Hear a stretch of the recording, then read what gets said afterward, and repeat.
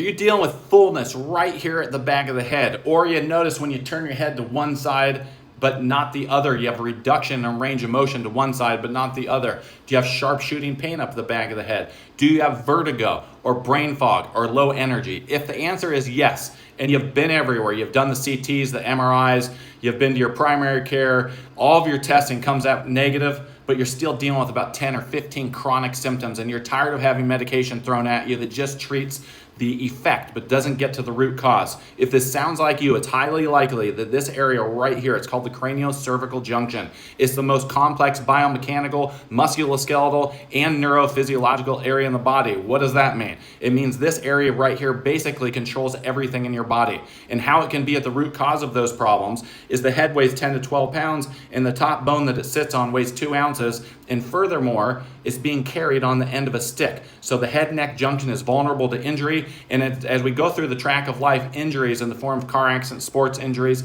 blunt trauma can cause that top vertebra to shift and lock. And the first thing that happens is these muscles tend to tighten, which causes a pressure at the back of the head. But what's most important, when you have a misalignment here, it irritates the central nervous system and it decreases the body's overall ability to function properly.